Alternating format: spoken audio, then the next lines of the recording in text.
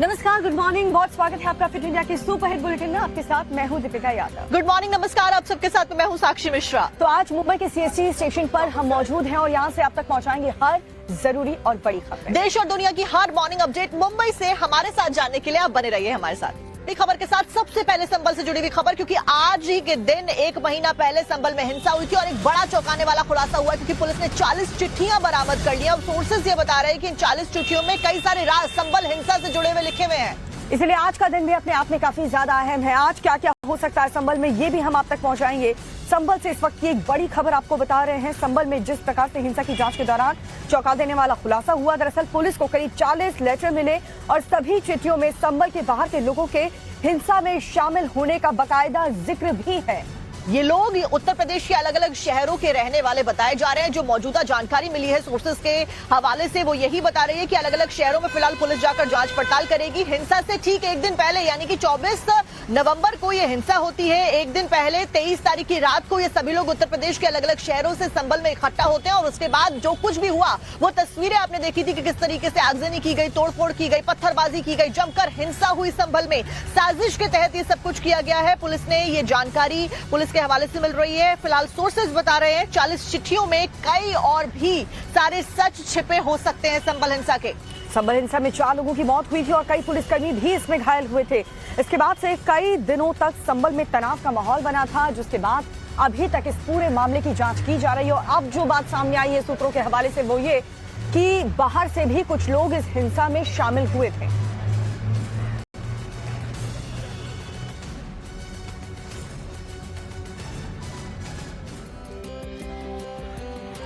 और पुराने मंदिरों को लेकर के उत्तर प्रदेश के संभल से मंदिरों की जो जांच की शुरुआत हुई है, वो अब यूपी के कई शहरों में देखने को मिल रही है। जितने भी मंदिर अभी तक मिले उन सबका शुद्धिकरण किया जा रहा है। कई सालों बाद दरवाजे खुलते हुए देखे गए, ताले खुलते हुए देखे गए, शुद्धिकरण होता हुआ देखा गया। ऐसे में मौजूदा वक्त में कहां पर क्या कुछ सनातन से जुड़े सबूतों को ढूंढने के लिए उत्तर प्रदेश में किया जा रहा है, आपको एक डिटेल रिपोर्ट दिखाते हैं।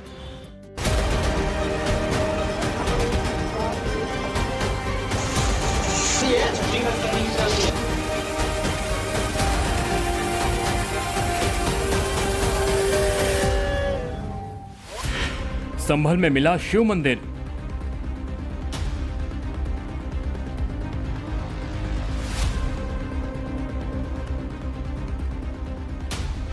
कानपुर में कैद मंदिरों का मुक्ति अभियान।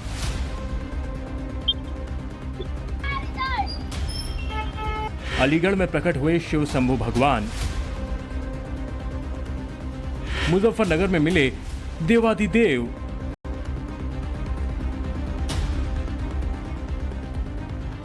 मोदीनगर में साजिश की 4 दीवारी में कैद महादेव।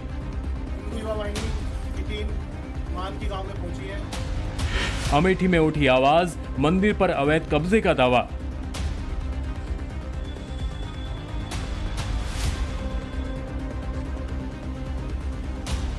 तस्वीरें यूपी के अलग अलग जिलों की हैं, लेकिन कहानी एक जैसी है। कहानी सनातन के साक्ष्यों की खोज की है। कहानी हिंदुत्व के आधार को फिर से मजबूत करने की है। कहीं कथ्य और तथ्य के बीच गड़े हुए सत्य को खोजा जा रहा है, तो कहीं जमीन के नीचे से हिंदुत्व का गौरव सामने आ रहा है। कहीं मंदिर सालों से बंद पड़े हैं, तो कहीं मंदिरों को अवैध कब्जों की आड़ में छिपा दिया गया है।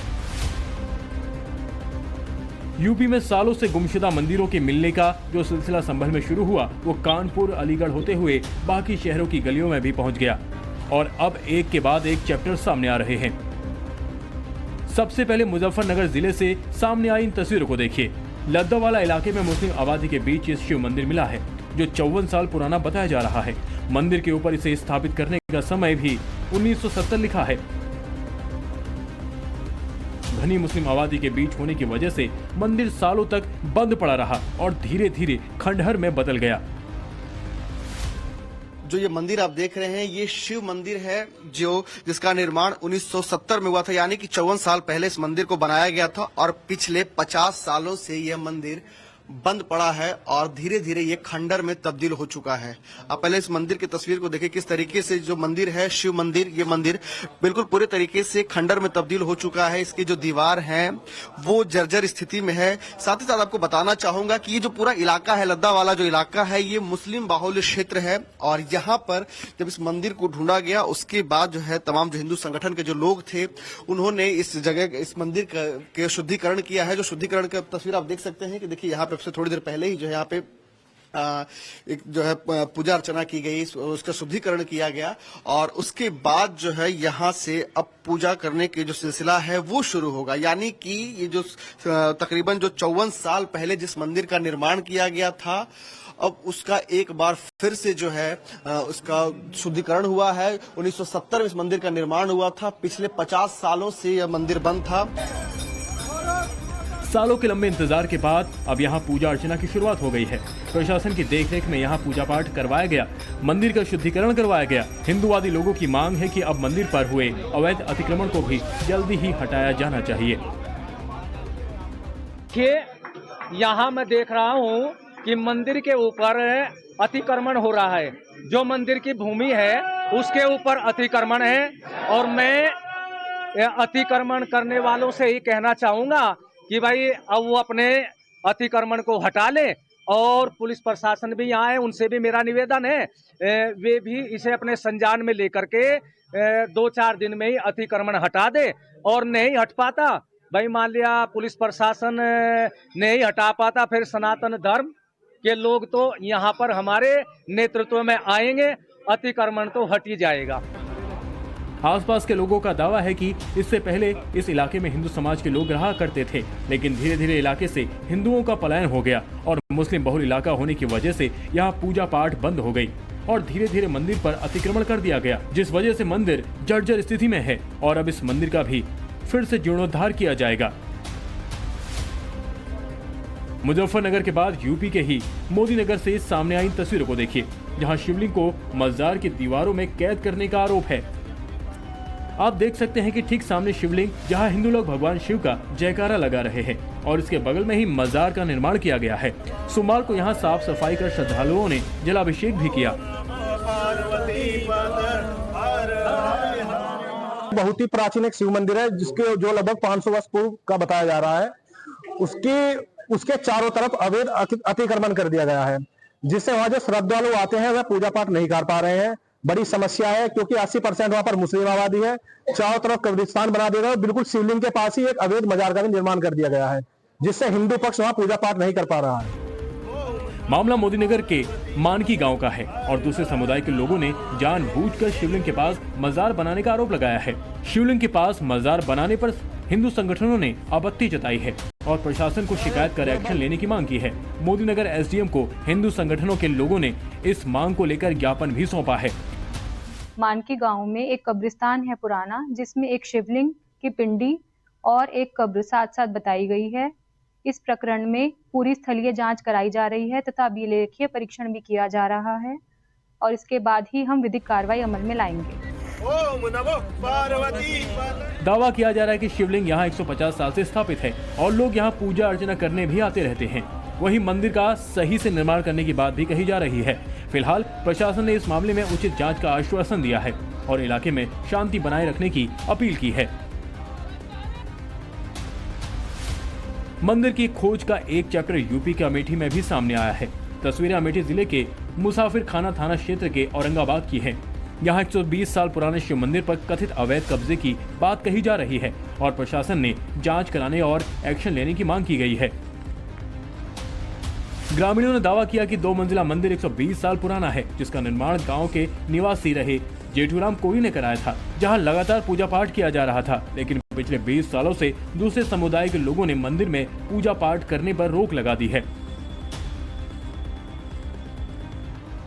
120 वर्ष पुराना भगवान शिव का मंदिर था, जिस पर वहां पर गैर समुदाय के लोगों ने इस पर अतिक्रमण कर लिया है और हिंदू लोगों को उस पर पूजा पाठ करने नहीं दिया जा रहा है। इसी को लेकर हम लोगों ने आज एसडीएम महोदय को ज्ञापन सौंप कर उनको अवगत कराया है कि हिंदू भावनाओं को ध्यान में रखते हुए जल्द से जल्द उस अतिक्रमण को हटाएं, जिससे वहाँ पर फिर से पुनः हम लोग भगवान भोले बाबा का भगवान शिव का पूजा अर्चन कर सकें।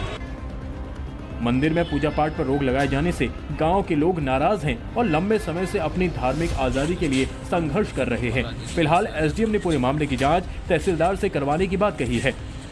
औरंगाबाद से कुछ ग्रामवासी और कुछ संभ्रांत जन आए थे मेरे पास, जिन्होंने एक कंप्लेन एक ज्ञापन के माध्यम से बताई है, जिसमें कहा है कि कुछ गैर समुदाय के व्यक्तियों द्वारा एक मंदिर पर कब्जा किया जा रहा है, मंदिर की भूमि का यूज किया जा रहा है अनाधिकृत रूप से। इस प्रकरण के बारे में बताया गया कि 120 वर्ष पुराना मंदिर था और गैर समुदाय इसको कब्जा कर रहा है। हम प्रकरण की जांच तहसीलदार मुसाफिर खाना साहब को दिए हैं, वो जांच करा के हमें शीघ्र इसकी रिपोर्ट देंगे। इसमें नियम सम्मत जो भी कार्यवाही होती है और जिन नियमों में होती, जिन धाराओं में हो सकती है, हम बिल्कुल इसको इंश्योर। बीते कुछ दिनों से यूपी के कई जिलों से सदियों पुराने मंदिरों के मिलने की खबर सामने आ रही है। संभल जिले में शिव मंदिर मिलने के बाद से नई नई जगहों पर खुदाई हो रही है। अब जैसे जैसे सबूत के साथ मंदिर और सनातन की पुरानी धरोहर मिल रही है, वैसे वैसे इन पर सियासत भी तेज होती जा रही है। बहस इस बात पर हो रही है कि संभल मॉडल आगे कहां तक जाएगा और क्या संभल अब सनातन का नया एपिसेंटर बन रहा है। और आगे बढ़ते हुए अब राजस्थान के कोटपुतली से आपको अगली खबर बताने जा रहे हैं, जहां पर एक गहरे बोरवेल में 700 फीट गहरे बोरवेल में 3 साल की मासूम गिर जाती है। जी हाँ, 17 घंटे तक वहाँ पर रेस्क्यू ऑपरेशन चलता रहता है। टीम वहाँ पर पहुंची। 3 साल की चेतना को बचाने के लिए ये रेस्क्यू ऑपरेशन अभी भी जारी है, क्योंकि मासूम बच्ची अभी भी वहीं पर फंसी हुई। 150 फीट नीचे सांसों की जंग, खुले पड़े बोरवेल में गिरी मासूम, 3 साल की चेतना को बचाने की तैयारी। खेलते खेलते 150 फीट की गहराई में जा फंसी 3 साल की चेतना, खुला पड़ा 700 फीट का गहरा बोरवेल। बोरवेल के अंदर एक एक सांस की जंग है तो बाहर मासूम को बचाने की जद्दोजहद। लोकल टीम से लेकर प्रशासन के पूरे अमले तक एक एक शख्स चेतना को सलामत निकालने की तैयारी में जुटा है। जो लोकल लेवल पे हमारे प्रयास थे, उसमें हमने सीसीटीवी और ऑक्सीजन पाइप को साथ साथ बोरवेल में डाला है। तो बोरवेल में जहाँ कैमरा ने लोकेट किया है बच्ची को, वो लगभग 150 फीट पे है और बच्ची का हल्का सा मूवमेंट नज़र आ रहा है, तो आशा की जा सकती है कि बच्ची अभी जीवित है। घटना राजस्थान के कोटपुतली की है। 5 तस्वीरों के जरिए पहले पूरी घटना को समझिए। 3 साल की चेतना अपनी बड़ी बहन काव्या के साथ खेल रही थी। घर के बाहर खुले पड़े बोरवेल के पास उसका पैर फिसला और वो अंदर जा गिरी। काव्या जोर से चिल्लाई तो परिवार के लोग बाहर निकले। पुलिस को घटना की जानकारी दी तो प्रशासन ने रेस्क्यू की तैयारी में जुट गई। SDRF की टीम यहाँ मौके पे आ गई है। मौके पे रेस्क्यू ऑपरेशन शुरू कर दिया गया है। जितना जल्दी हो सकेगा रेस्क्यू करने का प्रयास करेंगे। प्रशासन की पूरी कोशिश है कि 3 साल की मासूम को बाहर निकाला जाए, इसलिए अम्ब्रेला सपोर्ट को रॉड की मदद से बोरवेल में डाला। 150 फीट तक गहरी 16 रॉड नीचे उतारी गई है। दूसरी रॉड में लगी रस्सी से बच्ची को फंसाने की कोशिश। रस्सी में फंसने के बाद बाहर निकालने की कोशिश होगी। अम्ब्रेला सपोर्ट और रिंग रॉड को एक साथ खींचने की रणनीति। बताया जा रहा है कि घटना के चंद घंटे पहले ही बोरवेल से पाइप निकाले गए थे। ऐसे में बोरवेल खुला ही पड़ा हुआ था। सेफ्टी के लिए परिवार के लोगों ने उसे लोहे के बर्तन से ढक दिया था। खेलते वक्त बच्चों ने उसे हटा दिया। ऐसे में जहां चेतना फंसी है वहां बोरवेल की चौड़ाई कम है। 150 फीट नीचे से ही गीली मिट्टी शुरू होती है। इससे नीचे दलदल की आशंका है। ऐसे में परिवार और इलाके के लोग बच्ची की सलामती के लिए दुआ कर रहे हैं। तो साक्षी, जो लोग उत्तर भारत से जो हमारे व्यूअर्स हमें देख रहे होंगे, क्योंकि वहाँ बहुत ठंड है और हमने स्लीवलेस पहन रखा है, ये सोच रहे होंगे कि लड़कियों को वाकई में ठंड नहीं लगती है ठंडी में। लेकिन यहाँ ठंड नहीं पड़ रही है। मुंबई में हम मौजूद है, यहाँ ठंड नहीं है, लेकिन उत्तर भारत में और खास करके हिमाचल प्रदेश की बात करें तो वहाँ पर जबरदस्त ठंड भी पड़ रही है और साथ ही भारी बर्फबारी भी शुरू हो चुकी है। एक तरफ कड़ाके की ठंड और दूसरी तरफ होती हुई बर्फबारी को देखने के लिए सैलानी लगातार पहाड़ी इलाकों का रुख कर रहे हैं। ऐसे में एक रिपोर्ट आपको दिखाते हैं और तस्वीरें भी दिखाते हैं। शिमला से डलहौजी तक बर्फबारी, गिरती बर्फ में सैलानियों की मौज, पहाड़ों पर पहुंच रहे लोग, लंबा जाम। भारी संख्या में टूरिस्ट जो हैं हिमाचल का रुख कर रहे हैं। मेरे साथ यहाँ पे टूरिस्ट है, तो आइए जानते हैं क्या कहना है उनका। जो हिसाब से चल रहा था, हफ्ते भर से देख रहा था, कुछ स्नो का कुछ है नहीं यहाँ पे, और आज ही स्नो है, तो बहुत ही अच्छा क्रिसमस न्यूज ही मिल गया हम लोग को। तो फिर यहाँ बर्फबारी के ये नजारे, सफेद कोहरे से ढकी ये वादियां, शिमला से डलहौजी तक बदले मौसम की कहानी बयां कर रही है। नया साल और क्रिसमस से पहले पहाड़ पर पारे में गिरावट सैलानियों को अपनी ओर खींच रही है। पहाड़ों पर हो रही बर्फबारी देखकर सैलानियों के चेहरे खिल उठे हैं। करीब 2 महीने से सूखा मौसम देख रही वादियां इस बर्फबारी के बाद गुलजार नजर आ रही हैं। शिमला समेत ऊंची पहाड़ी क्षेत्रों में जमकर बर्फबारी हो रही है। बर्फबारी के बीच शिमला से कुफरी और नारकंडा में सैलानियों की भारी तादाद जुटी है। इसके अलावा अटल टनल, मनाली में भी बर्फबारी का दौर देखने को मिल रहा है।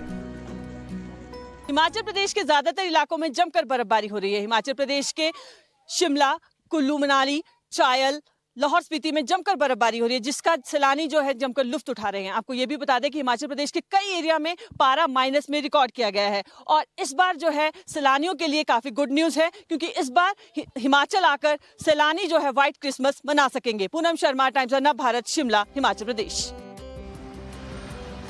क्या कश्मीर और क्या हिमाचल प्रदेश, हर जगह पर बर्फबारी का दौर जारी है, बारिश हो रही है। ऐसे में केदार से लेकर लोखंडी तक हर एक वादी बर्फ की सफेद चादर के नीचे मौजूदा वक्त में। जहाँ पहाड़ियों में जिस तरीके से बारिश हो रही है, बर्फबारी हो रही है, उसके बाद ठंड बढ़ी और मैदानी इलाकों में भी इसका असर काफी ज्यादा अब दिखने को मिल रहा है। लेकिन बर्फबारी की वजह से काम केदारनाथ धाम में जो शुरू हुआ था वो अब ठप पड़ चुका है। देखिए रिपोर्ट। उत्तराखंड के चक्राता और लोखंडी में भी बर्फबारी का दौर देखने को मिला। चक्राता में इस सीजन की दूसरी बर्फबारी है। बर्फबारी के चलते सैलानियों के चेहरे खिल उठे हैं। ऐसे में पहाड़ पर टूरिस्ट की तादाद भी बढ़ती नजर आने लगी है। हमें बहुत अच्छा लग रहा है कि एटलीस्ट हमारी ट्रिप जो है अच्छी रही, हमने स्नो देख ली, क्योंकि यही होता है कि कई बार आते हैं पर स्नो नहीं मिलती है। जी। तो अभी consider ourself very lucky, snowfall देख लिया।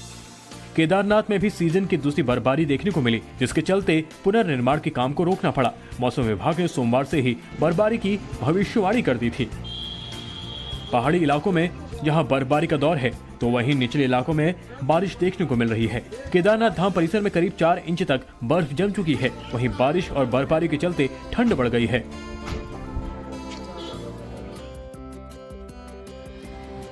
और अब बात करते हैं साउथ के सुपरस्टार अल्लू अर्जुन की, जिनकी मुश्किलें अब कम होने का नाम नहीं ले रही। जिस प्रकार से थिएटर में भगदड़ मची थी, उस पूरे मामले को लेकर के अल्लू अर्जुन अभी भी मुश्किलों से घिरे हुए हैं। उनसे पूछताछ की जाएगी। नोटिस जारी किया गया अल्लू अर्जुन को और एक बार फिर से हैदराबाद पुलिस अल्लू अर्जुन के साथ में पूछताछ करती हुई नजर आने वाली है। आपको याद होगा कि स्क्रीनिंग रखी गई थी पुष्पा 2 की, उसी दौरान एक भगदड़ हो जाती है, भगदड़ में महिला की मौत हो जाती है, जिसके बाद फिलहाल ये नोटिस अल्लू अर्जुन को एक बार फिर से जारी किया गया है। इस केस में हैदराबाद पुलिस अल्लू अर्जुन से आज पूछताछ करेगी। सोर्सेज के मुताबिक अल्लू अर्जुन की लीगल टीम कल हैदराबाद में जुबली हिल्स स्थित उनके घर पे भी पहुंची थी। आपको यह भी बता दें कि अल्लू अर्जुन को हाई कोर्ट ने जमानत दे दी थी, लेकिन पुलिस को भी जांच करने की अनुमति मिली हुई है, यानी कि पुलिस आज भी जांच पड़ताल करती हुई नजर आने वाली है।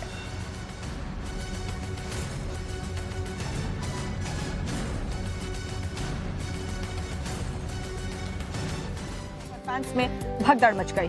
और अब आगे बढ़ते हुए गुजरात से आपको खबर बताते हैं, जहां से चोरी का एक हैरान कर देने वाला मामला सामने आया है। एक वीडियो भी सामने आया है, जो कि आप तक हम पहुंचाएंगे। दरअसल यहाँ पर हैरान करने वाली बात यह है कि दोनों लड़कियों ने हजारों का चूना दुकानदार को लगा दिया और कैसे वहां से चकमा देकर दुकानदार के सामने से फरार हो गई। देखिए पूरा मामला।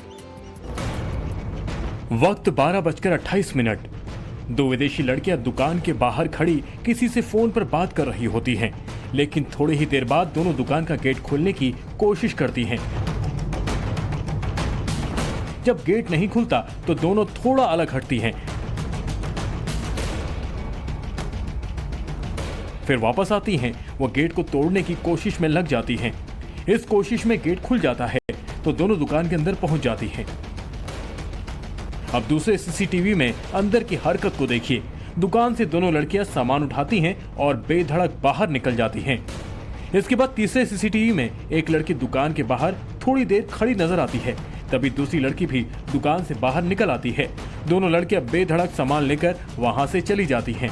इस दौरान मौके पर कुछ लोग और भी मौजूद होते हैं, लेकिन इन्हें कोई नहीं रोकता। घटना गुजरात के वडोदरा की है। दोनों लड़कियां प्राइवेट यूनिवर्सिटी की स्टूडेंट बताई जा रही हैं। आरोप है कि दोनों ने टीवी, प्रिंटर और हजारों का सामान दुकान से चुराया है। दोनों विदेशी लड़कियां अपने ठिकानों से फरार बताई जा रही हैं। दोनों लड़कियों की पहचान हो चुकी है। पुलिस ने इन्हें पकड़ने के लिए टीमों का गठन किया है। ओडिशा के भुवनेश्वर से आपको बताने जा रहे हैं, जहां पर प्रेशर कुकर के एक गोदाम में भीषण आग लग गई। गोदाम में आग लग जाती है और लाखों का सामान जलकर पूरी तरीके से खाक हो जाता है। इस बीच फायर ब्रिगेड की गाड़ियां तुरंत मौके पर पहुंचती हैं, लेकिन गोदाम क्योंकि बंद था, इसी वजह से काफी मुशक्कत करनी पड़ी और काफी समय लग गया आग को बुझाने के लिए। तो ये बड़ी खबर आपको बता रहे, प्रेशर कुकर के गोदाम में ये बताया जा रहा है कि भीषण आग लग गई है। तस्वीरों में आप देख सकते हैं कैसे, जिसके बाद मौके पर फायर ब्रिगेड की 3 गाड़ियों को पहुंचाया गया, लेकिन आग इतनी भीषण थी कि बुझाने के लिए फायर ब्रिगेड कर्मियों को रोबोट का इस्तेमाल करना पड़ा। तो देखिए, क्योंकि गोदाम बंद था, इसी वजह से जो स्थानीय लोग थे वो अंदर नहीं जा पाए और आग की लपटें देखते ही देखते विकराल रूप लेती हुई ऊपर की ओर बढ़ गई, और जिसकी वजह से पूरा का पूरा गोदाम जल गया। और इस बीच फायर ब्रिगेड की टीम को भी खासा मुशक्कत करनी पड़ी, क्योंकि फायर ब्रिगेड की टीम को आग बुझाने में दिक्कतें हो रही थी। इस वजह से रोबोट्स का जो सहारा है वो आग बुझाने के लिए लिया गया।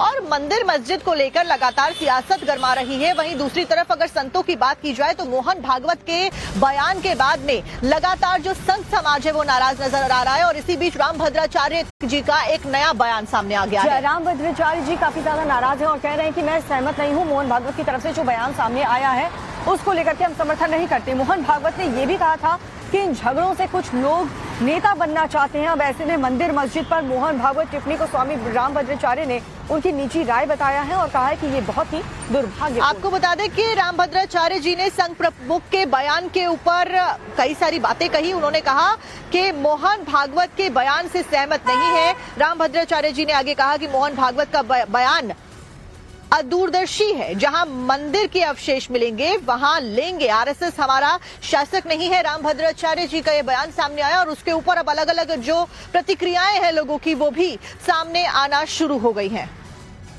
वो उनका व्यक्तिगत बयान है, वो सार्वजनिक नहीं है। वो उन्होंने अच्छा नहीं कहा। कोई नहीं तो हिंदुत्व के आधार पर इस संघ भी बना है। जहाँ जहाँ हमारे मंदिर मिल रहे हैं, मंदिर के अवशेष, वहाँ हम लेंगे। जहाँ नहीं मिलेंगे वहाँ नहीं लेंगे। हम आप बताइए, एक यहूदी को कोई मार देता है तो इजराइल ऐसी तैसी कर देता है।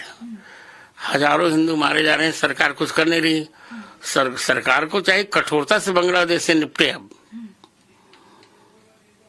और इस प्रकार का उनका बयान बहुत अनुचित है। वो हमारे अनुशासक नहीं है। हम धर्माचार्य हैं, हमारा विषय अलग है, उनका अलग है। वो संघ के सरसंघचालक हो सकते हैं, हमारे थोड़े होंगे। गुरुजी, आरएसएस एक ऐसा संघ है जो हमेशा हिंदुत्व का मुद्दा लेकर आगे बढ़ा है, तो आपको लगता है ये एक राजनीतिक बयान था, ऐसा कहना राम मंदिर के निर्माण? दुर्भाग्यपूर्ण बयान है ये, इसी समझ लेना चाहिए। अब खबर गुजरात के जूनागढ़ से आपको बताने जा रहे हैं, क्योंकि वहां पर भी काफी ज्यादा ठंड पड़ती है। तो ऐसे में ठंड में जो जंगली जानवर हैं वो जंगल को छोड़ करके गांव में घुसने लगे हैं। शेर की मौजूदगी दर्ज की गई है। शेर जहां गली गली अपने शिकार की तलाश में ढूंढ रहा है, तो वहीं गलियों में सन्नाटा है और लोगों में दहशत का माहौल है। आपको रिपोर्ट दिखाते हैं। सुनसान गलियों में शेरनियों की चहलकदमी, पहले एक फिर दूसरी। जंगल का शाही परिवार शिकार की तलाश में है और गांव में सन्नाटा पसरा है। वीडियो जूनागढ़ से सामने आया है, जहां जामला गांव में देर रात 2 शेरनियां घूमते हुए नजर आई। दोनों को शिकार की तलाश थी। दोनों गली में लगे कैमरों के सामने से गुजरती हैं, लेकिन तभी थोड़ी देर बाद जिस गली में शेरनियां जाती हैं उसी गली में एक शख्स जाते हुए नजर आता है। लेकिन चंद सेकंड बाद शख्स वापस उल्टे पैर दौड़ते नजर आता है। बताया जा रहा है कि शख्स के पीछे शेरनियां पड़ गई। गनीमत रही कि शिकार की तलाश में भटक रहे शाही परिवार के पंजे में शख्स नहीं फंसा। ठंड बढ़ने के साथ ही इलाके में शेरों की गश्त भी बढ़ गई है, जिससे कई गांव में खौफ का माहौल है। शेरों की चहलकदमी से लोग दहशत में हैं।